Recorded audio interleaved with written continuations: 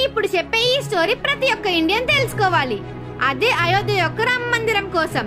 ఈ రామ మందిరం గురించి 500 సంవత్సరాల ముందు నుండి ముస్లింస్ కి మరియు హిందూస్ కి అనేక గొడవలు జరిగాయి. సరిగ్గా 500 సంవత్సరాల క్రితం రాముని యొక్క జన్మస్థలం అయిన అయోధ్యలో బాబ్రీ మసీదు కట్టడం జరిగింది. అయోధ్య మొదటిగా ఫైజాబాద్ అని గుర్తింపు పొందింది.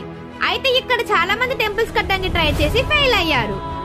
విశ్వ హిందూ పరిషత్ అయోధ్యలో టెంపుల్ కట్టడం కోసం నేషనల్ వైడ్ మూవ్మెంట్ స్టార్ట్ చేసి 1989లో టెంపుల్ యొక్క మొదటి శంకుస్థాపన రాయిని అయోధ్యలో పెట్టడం జరిగింది.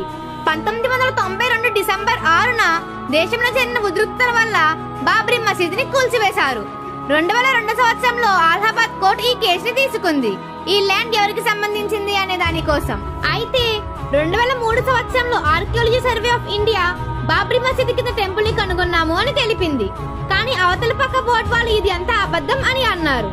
2010 నుండి 2018 వరకు కోర్టులో ఈ స్థలానికి సంబంధించి కొన్ని వందల కోర్టు వాయిదాలు మరియు చాలా గొడవలు తలెత్తాయి. 9 నవంబర్ 2019న ఈ 70 సంవత్సరాల గొడవ ఒక కొలిక్కి వచ్చింది.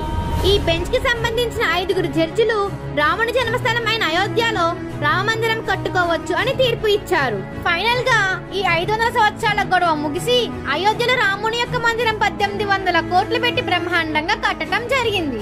ఈ మందిరం కట్టాలి అని నిర్ణయించుకున్నప్పుడు నిర్మాణం కోసం 2020 ఫిబ్రవరిలో ఒక ట్రస్ట్ ఏర్పాటు చేయడం జరిగింది. అయితే ఈ ట్రస్ట్ కి 3500 కోట్లు విరాళం వచ్చాయి దేశమంతటి నుండి.